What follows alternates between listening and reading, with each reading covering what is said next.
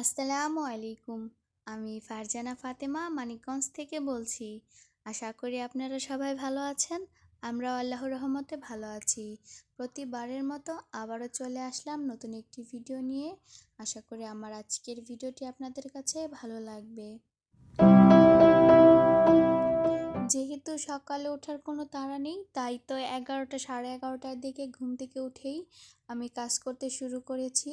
যদিও কাজের কোনো চাপ নেই, তাড়াহুড়ো নেই, তাই আস্তে ধীরেই সমস্ত কাজগুলো করে নিচ্ছি। তো আমি এখানে বিছানাটা গুছিয়ে নিচ্ছি, আর এই পাশে আমাদের ম্যাট্রেস আর অন্য পাশে খাট আছে। তো আগে আমি এই পাশটা গুছিয়ে পরে ওই পাশে যাব। এখন আমার ছেলে ঘুম থেকে উঠেনি, তো ঘুম থেকে ওঠার পরে আমি ওই রুমটা গুছিয়ে নিব। দেখতে দেখতে রহমতের 10টি দিন শেষ হয়ে গিয়েছে, মাগফিরাতের আলো ছড়িয়ে পড়েছে। রমজান এমন একটি মাস যার প্রথম 10 দিন রহমত, দ্বিতীয় 10 দিন মাগফিরাত আর তৃতীয় 10 দিন জাহান্নাম থেকে মুক্তির সুযোগ। আমরা যেন এই সুযোগটি হাতছাড়া না করি। আল্লাহর কাছে ক্ষমা চাই এবং প্রচুর ইস্তেগফার পাঠ করি। যাই হোক, কথা বলতে বলতে আমার এই দিকের বিছানাটা গুছানো হয়ে এসেছে। তো আমি এখন আমার বাদবাকি কাজগুলো সেরে নিব। ভিডিওটি দেখতে দেখতে যারা এ পর্যন্ত চলে এসেছেন তাদেরকে জানাই অসংখ্য ধন্যবাদ। আশা করি আমার আজকের ভিডিওটি আপনাদের কাছে ভালো লাগবে। আর ভালো লাগলে অবশ্যই আমার চ্যানেলটিকে সাবস্ক্রাইব করে আমার পাশেই থাকবেন। আর যারা আমার এই ভিডিওতে আজকে নতুন তাদেরকে বলবো, আমার এই ভিডিওর কোনো অংশ যদি আপনাদের কাছে ভালো লেগে থাকে তাহলে আমার চ্যানেলটিকে সাবস্ক্রাইব করে আমার পাশে থেকে যেতে পারেন। আর সুন্দর করে একটি কমেন্ট করে যাবেন যাতে আমি আপনার ভিডিওগুলো দেখে আসতে পারি এবং পরবর্তীতে বন্ধু হতে পারি। যাই হোক, কথা বলতে বলতে আমি যে চাদরগুলো উঠিয়েছিলাম সেগুলো ওয়াশিং মেশিনে দিয়ে দিয়েছি ধোয়ার জন্য।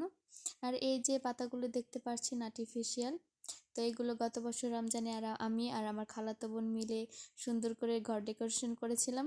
কিন্তু একটা একটা করে খুলতে খুলতে সবগুলো খুলে এসেছে, তো একটা করে একটা তার কাটার মধ্যে দিয়ে রেখেছিলাম। যাই হোক, এগুলো এখন নোংরা হয়ে এসেছে, তো এটাকে এখন আমি ধুতে দিয়ে দিব। একটা একটা পাতা পরিষ্কার করতে গেলে অনেকটা সময় লেগে যাবে, তাই আমি সবগুলো ভিজিয়ে ধুয়ে নিব, 2-1 মিনিট ভিজিয়ে রাখবো। তো এদিকে আমার ছেলে ঘুমাচ্ছে আর আমি 2-1 দিন এই রুমটা পরিষ্কার করি নাই, তাই চলে আসলাম আজকে পরিষ্কার করার জন্য। তো অনেকটাই ময়লা হয়ে গিয়েছে, যেহেতু রোড সাইডে বাসাটা হওয়ার কারণে জানালা খোলা রাখলেই ঘরের মধ্যে ময়লা এসে ঢুকে পড়ে, আর এই ফার্নিচারগুলোর এরকম অবস্থায় হয়ে যায়। যাই হোক, 2 দিন এই রুমে এসেছি কিন্তু এরকমভাবে খেয়াল করাও হয়নি আর পরিষ্কার করাও হয়নি, তাই এতটা ময়লা জমে গিয়েছে। যাই হোক, এখন আমি পরিষ্কার করে নিব। আর যে পাতাটা পরিষ্কার করে নিয়েছি সেটা শুকাতে দিতে আসলাম। আর এই যে দেখুন, এগুলো কিন্তু অ্যারোমেটিক জুঁই, এগুলো আবার আর্টিফিশিয়াল ভেবে ভুল করবেন না। যাই হোক, আর এটা হচ্ছে ট্যাং ফল গাছ বা প্যাশন ফ্রুট গাছ। এটা অনেক দিন আগেই লাগানো হয়েছে, প্রায় বছরখানেক, কিন্তু এখন পর্যন্ত একটা ফলের মুখও দেখি নাই। আর এই পাশটাই হচ্ছে বেলি ফুল গাছ, যেটা আমার বারান্দাতেই আছে। অন্য সব ফুল গাছ দেখানো হলেও এটাও দেখানো হয়নি, কি সুন্দর নিজে নিজেই পেঁচিয়ে উপর দিকে উঠেছে। তো এদিকে আমার ছেলে ঘুম থেকে উঠে গিয়েছে, তাকে ল্যাপটপ দিয়ে আসলাম। সে নাকি অফিসম্যান, তো অফিসম্যানকে অফিস করতে দিয়ে এসে ওর বাবা বাজার করে দিয়ে গেল, আর আমি এদিকে বাজারগুলো গুছিয়ে নিয়েছি। যাই হোক, এখানে শসা, ফুলকপি, শিম, কাঁচামরিচ আর একটা বিরিয়ানি মশলা এনেছে। আজকে স্পেশাল রান্না হবে ইফতারিতে। যাই হোক, বিরিয়ানি রান্না করব। আর এদিকে লাল শাক, লাল শাক দেখলেই আমার যেন কেমন লাগে, তারপরেও কি আর বলবো। যাই হোক, এখানে আমি ছেলের জন্য কিছুটা শসা ভিজিয়ে নিয়েছি কয়েকটা, আর এটা ইফতারেও খাবো আমরা। আর সেহেরি শেষ করার পরে কিছু থালা বাসন ছিল, ওগুলো পরিষ্কার করে মেজে রেখেছিলাম, ওগুলো আর উঠানো হয়েছিল না। তো এখন যেহেতু ফ্রি আছি তাই ভাবলাম এগুলো সরিয়ে নিই আর বাদবাকি কাজ করে নেব। আর যে কাজটা আমার প্রতিদিন না করলেই নয় সেটা হচ্ছে আমার ছেলের দুধ জাল দেওয়া। এটা আমাকে প্রতিদিন অবশ্যই করতে হবে, অন্য কোনো কাজ করি আর না করি আমার ছেলে দুধ ছাড়া আর তেমন কোনো খাবার খেতেই চায় না বাড়তি। যাই হোক, এখন আমি বাদবাকি কাজগুলো করে নিব। এখানে দুধটা জাল বসিয়ে চলে আসলাম বিছানাটা পরিষ্কার করতে, তার আগে আমি খাটটাও পরিষ্কার করে নিব। খাটের এই কোনায় কোনায় অনেকটা ময়লা ধুলো পড়ে আছে, তো সেগুলোই আমি পরিষ্কার করে নিচ্ছি। আর এইখন আমি এই খাটটাও পরিষ্কার করে নিব, মানে বিছানাটা গুছিয়ে নিব। এই রুমে সচরাচর থাকা হয় না, দিনেই থাকি। দিনে এই রুমে হালকা বাতাস লাগে, বাহির থেকে দক্ষিণের বাতাস আছে। আর অন্য পাশের রুমে অনেক রোদ লাগে, যেহেতু টপ ফ্লোরে থাকি, এমনিতেই সবসময় গরমের মধ্যে থাকতে হয়। আর এই রুমটাতে একটু দিনের বেলায় বাতাস, কিন্তু রাতের বেলায় প্রচুর গরম। আর যে রুমটাতে আমরা থাকি বা রাতে ঘুমাই সেটাতে হচ্ছে রাতের বেলায় হালকা ঠান্ডা থাকে, দিনের বেলায় প্রচুর গরম, ওখানে বসাও যায় না, প্রচুর গরম থাকে। আর আজকে তো অনেক গরম পড়েছে, ছাদে গিয়েছিলাম জামা কাপড় শুকাতে দিতে, যতক্ষণ সময় ছিলাম একবারে শরীর জ্বলে গিয়েছে, এরকম একটা বাজে অবস্থা। যাই হোক, এইদিকে আমার বিছানা গোছানো শেষ, এখন আমি এই বালিশের কভারগুলো লাগিয়ে নেব। এই মুহূর্তে দেশের যে বাজে অবস্থা, তাতে করে আমরা মেয়েরা, মারা কেউ কোনো জায়গায় সেফ না।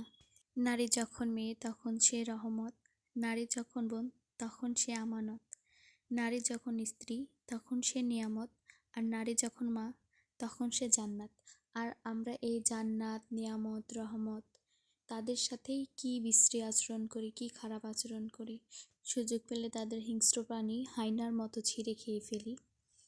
যাই হোক, আমি এই বিষয়ে তেমন কোনো কথা বলতে চাই না।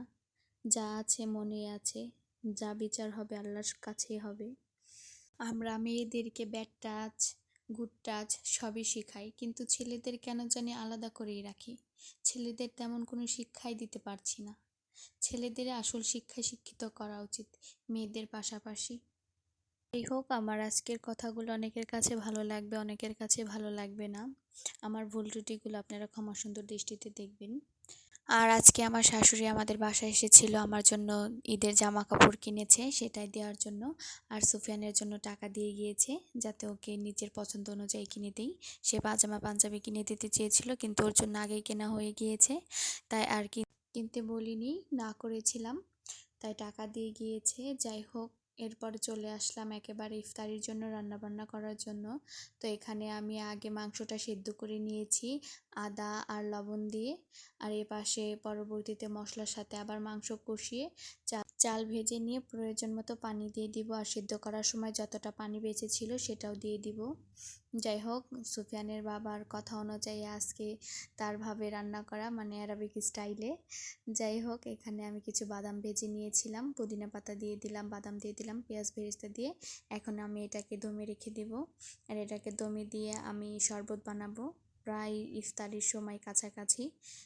নিজের কাছে নিজের ফোনটা না থাকায় সমস্যা হওয়ার কারণে আমি এই ফোন দিয়ে ভিডিও দিচ্ছি, আর এটাতে সাউন্ড কোয়ালিটি মোটেও ভালো না। আশা করব আপনারা কষ্ট করে একটু ভলিউম বাড়িয়ে দিয়ে আমার ভিডিওগুলো দেখবেন এবং আমার পাশে থাকবেন। কথা বলতে বলতে এদিকে আমার বিরিয়ানিটা হয়ে গিয়েছে, তো আমি এখন ইফতারির জন্য বেড়ে নিচ্ছি একটা বলে। যাই হোক, আমার আজকের ভিডিওটি ছিল এ পর্যন্তই। আশা করি আমার এই ভিডিওটি আপনাদের কাছে ভালো লেগেছে। পরবর্তীতে দেখা হবে নতুন কোনো ভিডিও নিয়ে, নতুন কোনো সময়ে। আশা করি ততক্ষণ পর্যন্ত আপনারা সবাই আমার পাশে থাকবেন এবং আমার ভিডিওটিতে একটি করে লাইক দিয়ে যাবেন। ধন্যবাদ সবাইকে। আল্লাহ হাফেজ।